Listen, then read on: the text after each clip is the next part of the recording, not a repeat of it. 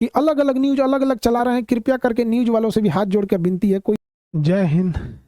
देखिए, आज अजीब से मन से बात करना पड़ रहा है, बड़ी दुखद खबर के साथ। अचानक से सब चीज चल रहा था, कहीं कुछ कुछ लोगों से कॉल आने लगा कि सर आप न्यूज़ देखिए, या फिर ऐसे ऐसे घटना हुई है कि रोशन सर के भाई की नेपाल में संदिग्ध स्थिति में डेथ हो गई। तो हमें हमको लगता है साहब, तो हम डांटे भी, तुम लोग को ये सब नहीं समझ में आता है, कुछ से कुछ बोलते रहता है। तो कुछ पल के लिए विश्वास नहीं हुआ कि ऐसे कैसे हो सकता है। फिर धीरे धीरे कुछ लोग न्यूज़ भेजने लगे, फिर न्यूज़ पे देखे, जब न्यूज़ देखे ना तो पैर के नीचे से जमीन खसक गया। एक समय एक कैसा अजीब करवट ले रहा है, किस दौर में, किस स्थिति में समय चला गया है, आखिर ऐसे कैसे हो गया। एक बार आप इसको न्यूज को पहले देखिए। उसको कोई कुछ नहीं किया गया है। इससे पहले मतलब सही सो नहीं रहा था 5-7 दिन से। उसको थोड़ा सा जो है सेक्रेटरी प्रॉब्लम था, जो जिसका वो दवाई खाता था। ज्ञान बिंदु कोचिंग संस्थान के डायरेक्टर रोशन आनंद के भाई प्रिंस यादव की संदिग्ध स्थिति में मौत हो गई। वहीं उनके मौत के मामले में अब एक बड़ा खुलासा हुआ है। प्रिंस यादव के साथ नेपाल गए उनके दोस्तों ने बड़ा खुलासा करते हुए बयान दिया। सुनिए, प्रिंस यादव के साथ नेपाल गए उनके दोस्तों ने उनकी मौत को लेकर क्या कुछ बताया। हम प्रिंस का दोस्त हैं। प्रिंस का पहले से दवाई चलता था, मेंटल का, उसको 2 बार अटैक आ चुका था। उसको कोई कुछ नहीं किया गया है। इससे पहले मतलब सही सो नहीं रहा था 5-7 दिन से। तो 2-3 दिन से वो दवाई स्टार्ट किया, 2-3 दिन से पर्याप्त मात्रा में सोने लगा।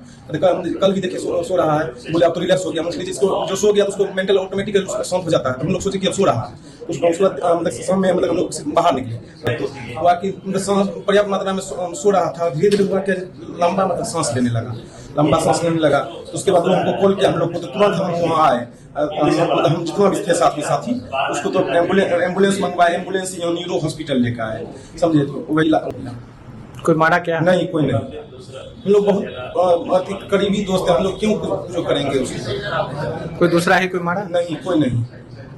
उसको पहले से दवाई चलता था। हम लोग जो है 3 तारीख को प्रिंस के साथ यहाँ नेपाल आए हुए थे और नेपाल में अलग अलग होटल में रह रहे थे। इस घटना के रात में अचानक क्या हुआ कि हम लोग 6 बजे के प्रिंस खाना वाना खा, उसको थोड़ा सा जो है सेक्रेटरी प्रॉब्लम। घटना के दिन हम लोग जो है यानी कि इनरवा घूमने के लिए थोड़ा सा चल गए थे, क्योंकि वो सोता था। तो हम लोग सोचे तब तो घूम आते थोड़ा देर, वो पूरा सामान ही था। और यानी जब हम लोग घूम के आए, जब घूमने गए तो वहाँ फोन आया कि इससे इसका तबीयत खराब हो चुका है।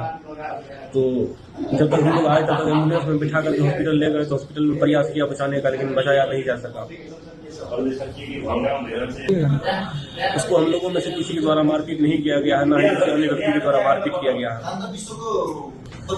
कोई मारा नहीं है, वो जो है बीमारी का मतलब सेक्रेटरी का बहुत समय दवाई खा रहा था, उसी कारण मरा है। पटना के ज्ञान बिंदु कोचिंग संचालक रोशन आनंद के भाई प्रिंस यादव की नेपाल के विराट नगर में हुई मौत को लेकर नेपाल पुलिस की जांच में बड़ा खुलासा सामने आया।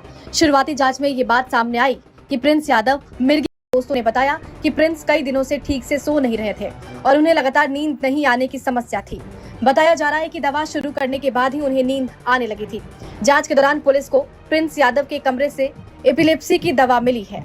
पुलिस अब ये पता लगाने की कोशिश कर रही है कि वो किस बीमारी का इलाज करा रहे थे और दवा का सेवन डॉक्टर की सलाह पर कर रहे थे या नहीं। पुलिस इस पहलू को भी खंगाल रही है कि दवा, नींद की कमी और शराब के सेवन का उनके स्वास्थ्य पर क्या असर पड़ा। होटल में मौजूद दोस्तों के मुताबिक शनिवार रात प्रिंस यादव की तबीयत अचानक बिगड़ गई।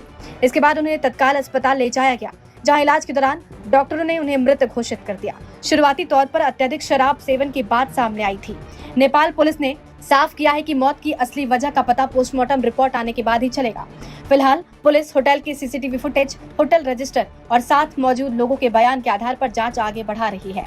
वहीं नेपाल पुलिस के मुताबिक प्रिंस एपिलेप्सी की दवा का सेवन करते थे। नेपाल पुलिस ने प्रिंस के रूम से एपिलेप्सी की दवा भी बरामद की है। वहीं अब देखने वाली बात होगी कि आगे इस मामले में क्या कुछ निकलकर सामने आता है। देखिए, जब वीडियो देखने के बाद एकदम दिल दहल गया। किसी परिवार के लिए इससे कठिन दौर क्या आ सकता है।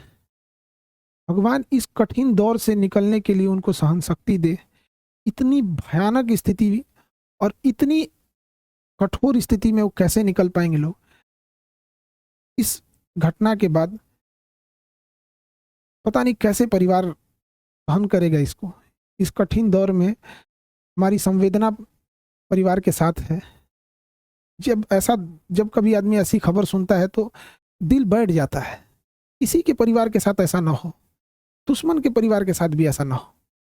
हमारी पूरी संवेदना है परिवार के साथ, हमसे जो संभव हो सकेगा हम, अभी परिवार किसी बात करने की स्थिति में नहीं होगा, हम इस चीज़ को समझ सकते हैं कि किसी के साथ ऐसा ना हो, लेकिन हमसे जो प्रयास होगा, हमसे जो कहेंगे लोग, हम वो हर संभव मदद करने को तैयार हैं, चाहे जो कुछ वो कहेंगे। इसमें सबसे ज़रूरी बात क्या है कि जो मीडिया को काफ़ी संवेदनशील होने की ज़रूरत है, जो ऑथेंटिक न्यूज़ है वही चलाएं, अलग अलग इधर उधर अफवाहें या अटकलों पे ना जाएं, ये बहुत संवेदनशील मामला है।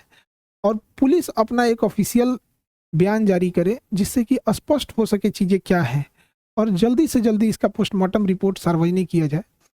और सबसे ज़्यादा जो अजीब सा चीज़ लग रहा है, ये कोइंसिडेंस, ये कैसे कोई तीसरा इंसान इसमें इन्वॉल्व लग रहा है। आखिर इतनी खतरनाक चीज़ें, इतनी अमानवीयकृत कैसे कोई कर सकता है? तो इसमें कोई ना कोई तीसरा साजिश जरूर कर रहा है। इसके लिए एक उच्च स्तरीय जांच होनी चाहिए और उच्च स्तरीय जांच की रिपोर्ट को लाया जाए, और जो दोषी पाए जाएंगे उनमें एक को भी न छोड़ी जाए। फांसी से नीचे इनकी कोई सजा नहीं होनी चाहिए। आखिर ऐसा किसने, अगर किसी ने इसमें इन्वॉल्व है तो। अभी न्यूज में पता चला कि अलग अलग न्यूज अलग अलग चला रहे हैं। कृपया करके न्यूज वालों से भी हाथ जोड़ कर विनती है। कोई कहता है कि मिर्गी की दवा खाई, एक दूसरा न्यूज देखो तो कोई कह रहा है कि शराब, कोई अलग न्यूज दिखा रहा है, कोई कुछ न्यूज दिखा रहा है। तो कृपया न्यूज वाले ऑथेंटिक चीजों को दर्शाओ। किसी की जान गई है, क्या मिर्गी की दवा कहाँ से थी, कहाँ से लाया गया, इसकी जांच पुलिस सार्वजनिक करे इस मामले को। और जो न्यूज में चल रहा है कि 5 लोगों को हिरासत में लिया गया है, सबसे जरूरी चीज है कि उन 5 लोग कौन कौन से थे, वो उनको नाम सार्वजनिक किया जाए, उनकी भी जांच होनी चाहिए कि वो आखिर कौन थे। दोस्त के रूप में कोई और